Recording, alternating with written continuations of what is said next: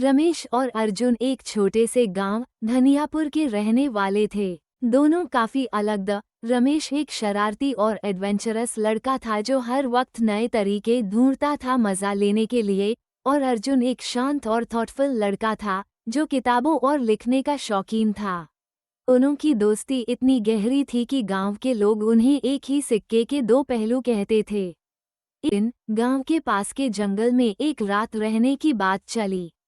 सब से सुनते आए थे कि जंगल में एक छुपी हुई झील है जो इच्छाधारी नागिन की रक्षा में है।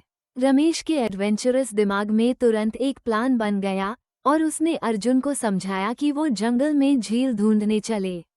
अर्जुन हिचकिचाया पर दोस्ती और क्यूरियोसिटी के कारण मान गया। अगली सुबह दोनों एक टॉर्च, रस्सी और थोड़ा खाना लेके निकल पड़े। जंगल के बीच जाके उन्हें एक अजीब सी पुरानी मंदिर मिली जिसमें एक शिला पर एक पुरानी लकड़ी की मूर्ति बनी हुई थी। मूर्ति के नीचे लिखा था, सच्चे दोस्त अगर यहाँ पूरा दिन साथ में बिताएंगे तो उनकी दोस्ती की परीक्षा होगी। रमेश ने मजाक में कहा, ये तो हम आसानी से कर सकते हैं। अर्जुन अग्री कर गया और दोनों वहां बैठ गए। दिन चलता रहा पर जैसे जैसे शाम होती गई जंगल में अजीब अजीब आवाजें आने लगी।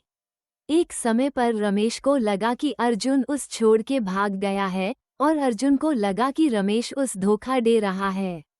लेकिन जब दोनों ने एक दूसरे को आवाज लगाई और एक साथ बैठे तो एक अजीब सी रोशनी उनके आसपास फैल गई।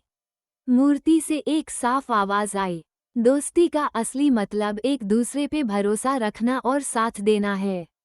तुम दोनों की दोस्ती असली है। उस वक्त मूर्ति के नीचे एक नया रास्ता खुल गया और वो दोनों एक सुंदर झील तक पहुंच गए। झील के पास उन्हें एक सुंदर नागमणि मिली जो उनकी दोस्ती की याद बनके हमेशा के लिए उनके पास रही। गांव वापस आने के बाद उनकी कहानी सब जगह मशहूर हो गई और लोग उन्हें उनकी हिम्मत और दोस्ती के लिए याद करते रहे।